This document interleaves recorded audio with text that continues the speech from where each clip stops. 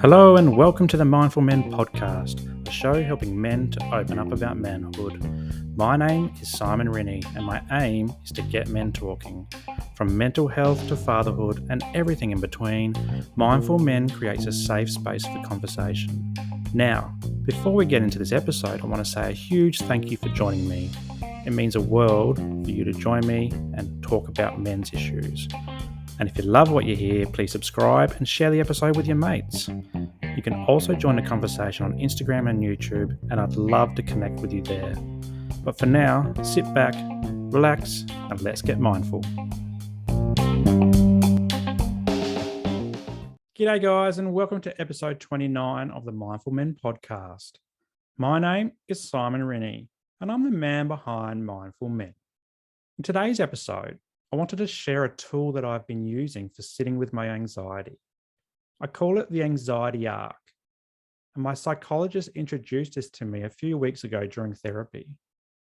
And whilst I have his permission to share it with you today, he wasn't able to confirm the source of where it came from. So if you're listening to this or watching it on YouTube and you know where the anxiety arc comes from, please get in touch so that I can reference it in the show notes. Now, to give this all a bit of context, my psychologist showed me this as I've been struggling with anxiety and perfectionist tendencies over the last few months. And if you happen to be listening to this in the future, I'm talking about the first half of 2022. Now, some of the anxiety that I've been talking with my psychologist about has been around me starting my business. I've always wanted to run my own business. And now that I've finished my Masters of Social Work degree, I want to get a move on with this. I want to expand on the work of mindful men and provide a dedicated therapy outlet for men, whether it's for mental health, disability, fatherhood, relationships, or even identity. I want to support men to open up, to get vulnerable and start their healing journey. To get this up and running, I feel like I need to build a website. Now, I'm no tech whiz, but with the amount of free how-to content on the internet, I'm confident that I can give it a good crack. Now, some people might stop me there and say, hey, Simon, you don't need a website to start your business. And I have heard this before. But the perfectionist inside of me would politely disagree. To me, my business needs a website. I started this website at the start of 2022, and come July, I've still got a lot more work to do. Outside of some technical difficulties that I've experienced along the way, something else has been holding me back from finishing the site. Enter imposter syndrome. Despite finishing my degree and doing a great job during placement at a private practice, something in the back of my head is telling me that I can't do it. Things like, what if I fail? Or nobody will want to pay for my services? Or I don't know enough? Or what if a client hates me? The list goes on, but you can kind of get a gist about what I've been thinking about. And this imposter syndrome pops up every time I want to work on the website. But to make matters worse, Mr. Perfectionist is right there too, picking up every little imperfection along the way. And when this happens, I can't help but feel like the website looks like shit and nobody will want to visit it. This cycle has happened over and over again over the last 6 months. And so I've been avoiding it. I've been avoiding completing the website because it creates anxiety for me. And the rationale for this avoidance? Well, if I don't finish the website, I won't have a means to tell the world that my books are open. If I don't have that means, then I won't get clients. And if I don't have clients, I won't fail at running my business.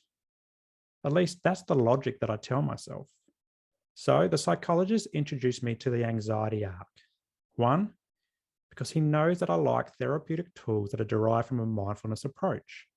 Heck, that's where the concept of mindful men come from. But secondly, because he knows that the more I sit with anxiety, the more I can learn to overcome its crippling effects. Now, the concept is relatively simple and it's easy to use. In fact, since I've learned about it, I've been using it regularly to recognize when I'm avoiding building that website or even avoiding doing something else to get my business up and running. And it works.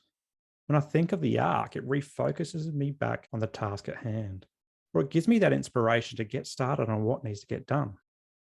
So here we go. This is the anxiety arc. Think of an arc shape. I like to think of a rainbow because it's easy to visualize. It starts on the ground, it rises up to a peak, and then after the peak, it falls back down to the ground. And that rise and fall, they're mirrored on each side, and it looks nice and neat like an arc. Now, anxiety is caused by a trigger. And for me, it's been completing this website, but for you, it could be something completely different. Now, once this trigger happens, anxiety rises from the ground. It moves up the arc to that peak in the middle before falling down the other side. When it reaches the end of the arc, back and hits that ground again, the anxiety disappears. And for many people, they can sit with that anxiety all the way through. They can let it rise to its peak and then let it fall again. It might be uncomfortable. It might cause a racing heart or sweaty hands, but they are okay enough to carry on with their day without it impacting too much.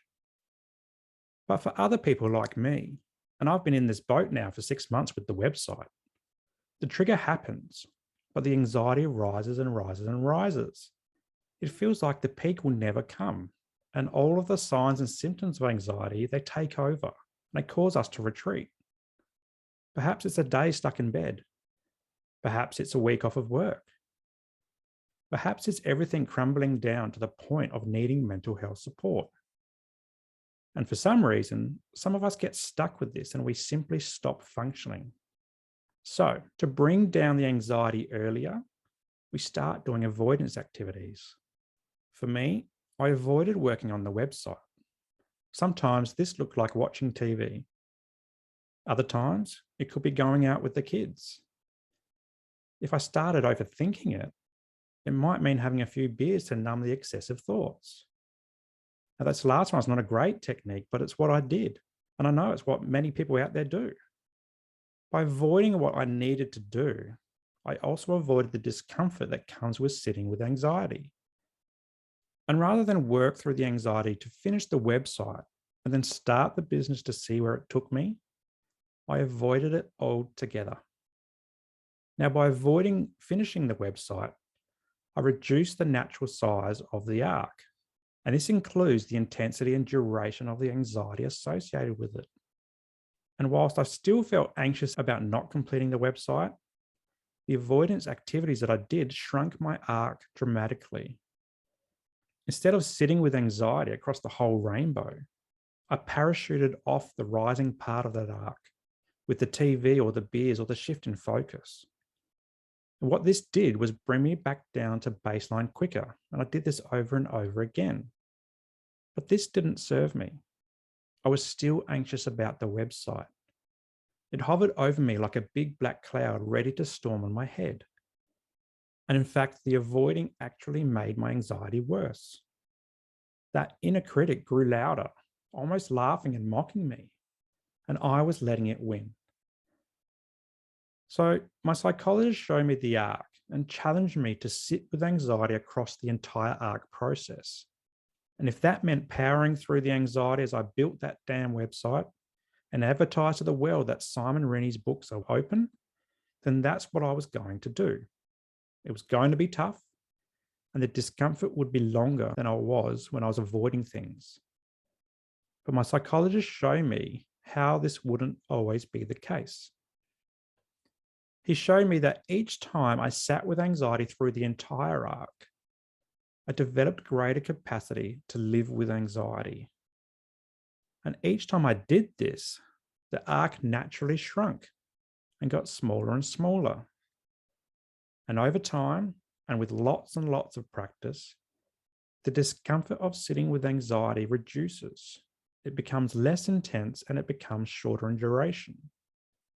Eventually, the anxiety arc looks less like a rainbow and more like a speed hump. We can see it coming, but we're not going to stop. We just brace ourselves, slow down, and drive over it. So there it is, the anxiety arc. To summarize, once triggered, sit with the anxiety and try not to avoid it.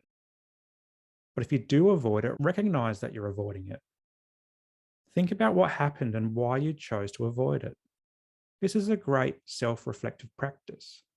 And sometimes you can adjust your behavior or lifestyle to get rid of those avoidance activities. For example, if you get distracted by Netflix, maybe cancel the subscription for a month.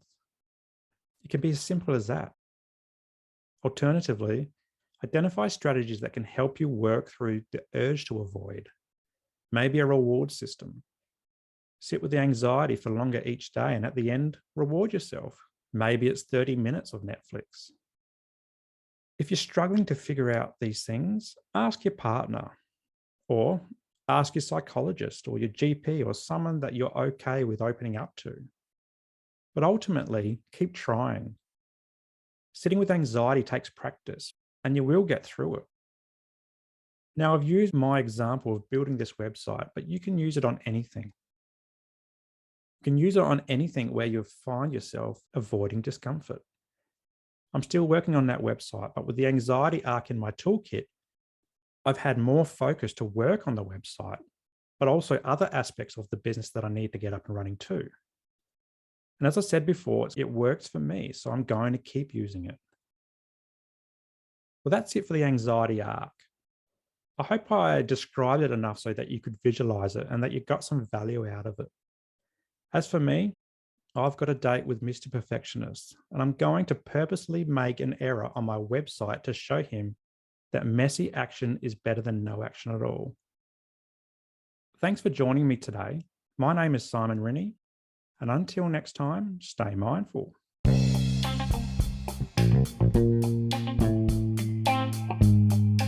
Well, that's a wrap for today's episode, and I hope you got some value from it. If anything triggered your mental health today, please reach out to your support networks. Also, if you loved what you heard, be sure to subscribe to the show and share it with your mates. For more from Mindful Men, you can check us out on Instagram and YouTube, and I'll throw the links to these pages in the show notes below. But until next time, stay mindful.